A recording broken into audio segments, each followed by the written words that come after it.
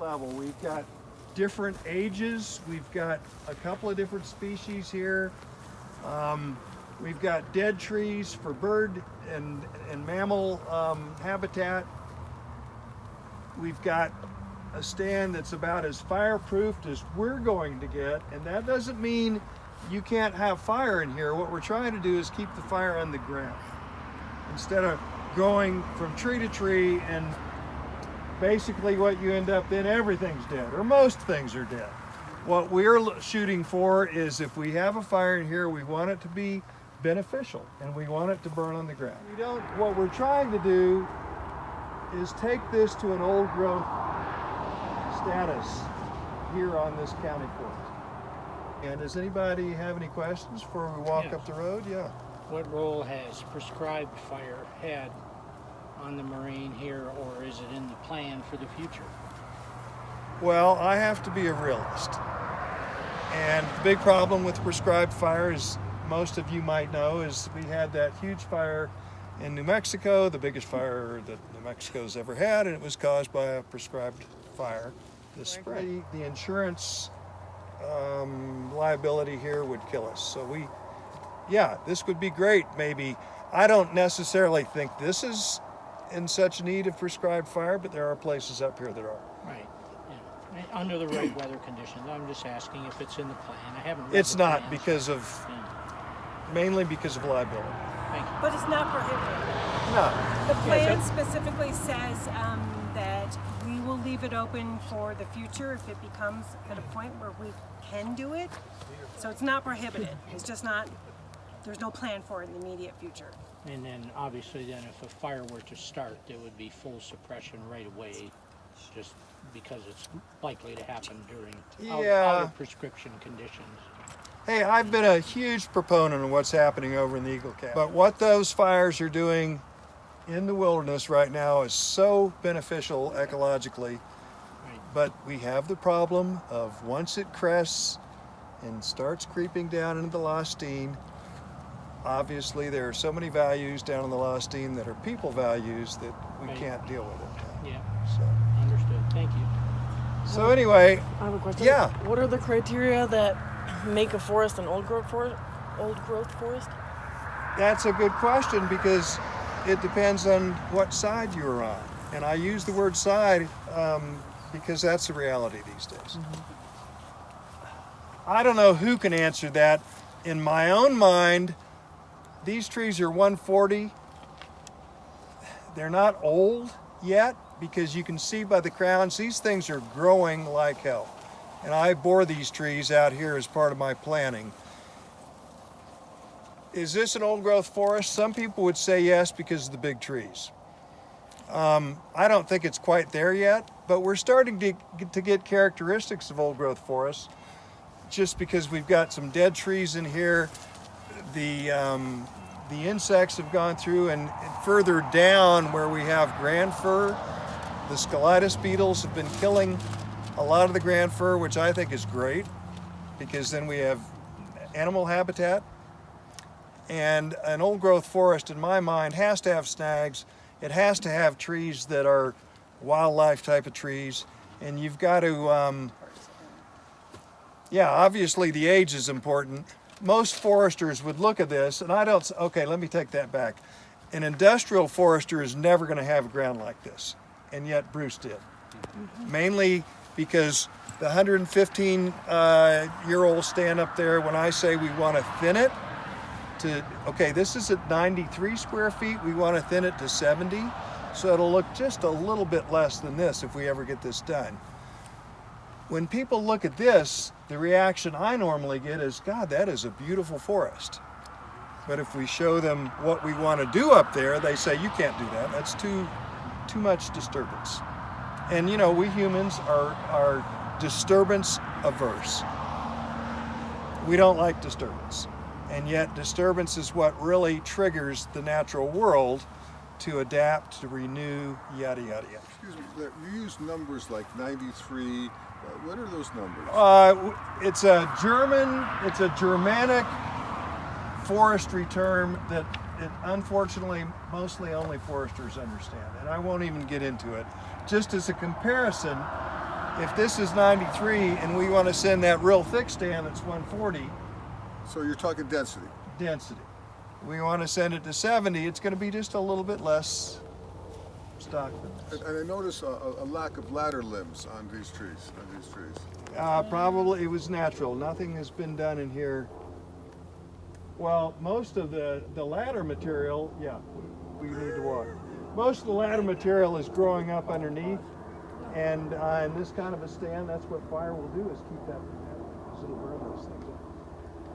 So hey, we can just walk. If anybody has a question, fine. I think this is just a walk in the woods. Sapling-sized ponderosa pine, Douglas fir, and juniper. So up at the top, we've got a thinning unit. It's at about 6,000 feet. It is a result of a blowdown and a burn from 20 some years ago. And it looks a lot like that right there. Okay. So what we did, and once again, this is probably frowned upon in the human world, we discriminated. Because we like the ponderosa pine and the western larch for future management. You know, things are changing. Things are getting hotter. We're seeing on the other side of the state, the bellwether or the canary in the coal mine, is a lot of Douglas fir is dying. I just went to one of our certified forests on the west side that's beautifully managed. They lost a whole hillside of 20, 25-year-old Douglas fir to climate. It just died. And this is stuff that was, this was stuff that was well established. So what we're trying to do is we're saying, okay, you have a preference up there. Normally what we did up until recently in the woods is we'd say, let's keep to a certain spacing, whatever that would be, let's keep the tallest trees. Well, in this case, most of the tall trees here are Douglas fir. Up there we've said, Douglas fir is maybe only our third priority. We want the two fire-resistant species, larch and pine, to be prioritized. So if you've got a 10-foot tall larch and a 30-foot tall grand fir, take out the grand fir. And we have, I'm sure, been criticized for this discrimination, because discrimination in the human world is not cool. But the climate scientists are telling a lot of the foresters that I deal with in my certification work, you have to start getting rid of the grand fir. And some of you are from the west side, I take it? Mm-hmm. How many of the western reds are starting to die over there? Well, No idea. NPR just had a program on this there, and I've seen it up there in the Olympic Peninsula. They're dying because of drought. We're talking Wow. 80-year-old trees. In the Olympics, there's a lot of that. It's a lot of rain over there. Usually does. Yeah, usually. But yeah, so they're going, what do we do? The western reds are dying. So Yeah. I'm even seeing people planting redwoods in the Olympic Peninsula because the ecologists are telling them that in the next 60 years, redwoods will be adapted to that latitude. And dying in California. Yeah, so it's crazy. Anyway, that's just a little thing specifically. I think this is the Douglas fir 9-bark ecotype. Sounds good to me. Yeah. Yeah, looks like And all that's implying is that we've got tall shrubs here. Okay. You've got 9-bark, you've got ocean spray, you've got Douglas maple. Now, when we do open this up, and this is more like 70 square feet right here, what we're looking at. Okay. When we do open this up, the sun's going to hit the ground and we're going to see an explosion of these plants. Right now they're depauperate because it's so shady up there, because the crown it's just overstocked. But where it has been opened up, we see this, and this shrub layer is hugely important to wildlife. Not to cows, but I could give a shit about cows. Excuse me, Gail. I raise sheep. Sheep are different. The cows are going to take care of themselves. What I care about is that we have the kind of habitat. We have an elk herd that I see up here quite often. It's about 100 head. Some people are going to say, well, I could care less about elk. Okay, I care about the owls. Okay. the thing is, if we encourage this shrub layer, the only way we're going to do that is to open it up. And if we encourage that, we create better wildlife habitat in the long run. Is it winter range for elk or year round? I see them in the winter, but I see them down at the lower elevations. Right. There's that elk fence over there. They can't get out. Yeah. So somebody suggested that we walk up to this stand that we were talking about doing something in. It's a 20-minute walk. White fir? I won't even say the average age. The age of most of these bigger Doug fir is probably 114 now. So why did we cross that draw and the timber type totally changed? You see a few pondos. But back to the photo thing, this burned. I think my theory was this came in after a fire that may have stopped at that creek. Uh-huh. But then I went to the county museum and got some photos from like 1920. And yeah, this was bare except for maybe a tree poking up here or there. So this did regenerate after a stand replacement fire. The fire did, most of those pondos up there are older than 115. So the ponderosa and the larch you're gonna see survived the fire because they are fire resistant. Yes, we're gonna walk down about 2 more minutes. Obviously, everything has changed. So just observe what you're seeing and then we'll talk in 2 minutes. Is that a Yogi Bearism? Observe what you're seeing? Yeah, very good. Do that if we could, we'd get down here because to me, this is the stand that's gonna be controversial.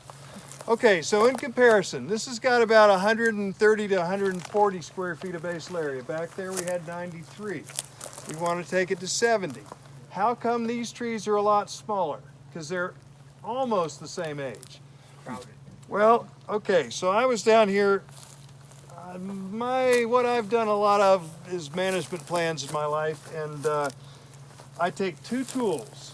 I take a reloscope, which gives me a stocking density, that kind of thing, and I take an increment bore. And I found the increment bore is probably the most important thing I've got. This tree right here, I mean, it's not all that special, but from a forestry standpoint, it's got about a 40% crown. It's a codominant, and this tree is growing like scat. This tree is growing 1.8 inches in diameter per decade. And we like that. We're on the east side, for Christ's sake. That's just, in a stand that is this dense, that's phenomenal. Now this came from that tree that has the little orange flag on it. That tree is the same age as all the rest of them. Wow. It's growing less than 0.4 of an inch every decade. So what we're looking at is, if you look at the growth on this tree, it wasn't doing terribly. I could even pass this around. The dark part is the oldest part. But what you can see in the last 10 or 15 years, it's getting into what we worry about as a very vulnerable situation from an insect and disease standpoint. It is starting to die. You've got grand fir that has largely already died in here because of the bark beetle, but we do have some beautiful grand fir. Those 3 down there they're beautiful trees. Yeah. So you hear the highway here, right? We're right above the highway. And like I said, the campground is right over there. So what we're talking about doing is coming in here and leaving every live larch we find, every live ponderosa pine we find, because they're fire resistant, and then thinning the Douglas fir, leaving the best trees, the tallest, the most crowns. We're gonna have to probably take those trees like that Doug fir that's got mistletoe 2/3 of the way out, because our experience is those things start fading and dying. But what it will look like, hopefully, other than a species difference, is we want to take this to an old growth condition and keep it at stocking like we were in when we started. Now, is this controversial? I don't know. The foresters that I talked to said, you're crazy, Nall, because that thing is it'll be 120 years old. Nobody thins 120 years. Well, you don't if you're looking for an economic forest, right? We have the benefit of being a county forest, and so since I'm the only person who's volunteered to do this job pro bono, I get to say I want to grow an old growth forest, and nobody's disagreeing with me. So consequently, where the disagreement is going to come, though, is from the people who say that's going to be unsightly. We don't want that. What we're talking about doing is whole tree logging, so we would take the slash up to the top. It's not going to look ugly for 5 years. We've got the same type of shrubbery that's been totally impacted by the stocking, but that's going to take off. But from a downside, we're going to probably have some cable lines, which are not sightly, they're ugly. Ironically, the more you open it up, the less pronounced the cable lines are, because you don't have open for 30 feet and then tight. It would be opened up, you know, where the crowns are separated by about a crown's width. How long would the cable lines stay anyway? The cable lines don't stay when No, when but it's done. the runways do. Runways do. Yeah. So, Now, so Larry, how, we would require winter logging. But you still have drag lines? Yeah, you'd still have to do that. Yeah. Unless, one more thing, unless, since we can't, I had a timber buyer from IFG down in there in Lewiston come up. They're offering quite a nice sum of money. We're not an economically, we don't depend on being revenue positive here, but we don't have any money to be revenue negative.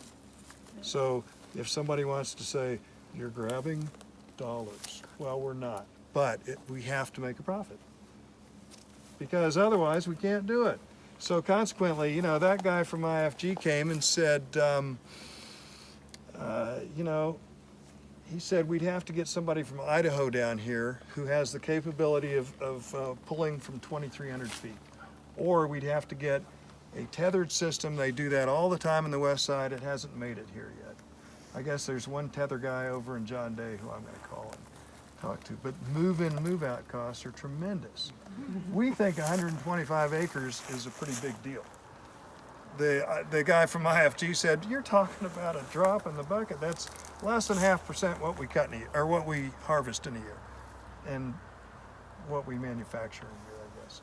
So he said, you know, it's going to be hard. You guys are out at the end of the road, and we don't have the logging infrastructure anymore. We don't have the mill infrastructure anymore.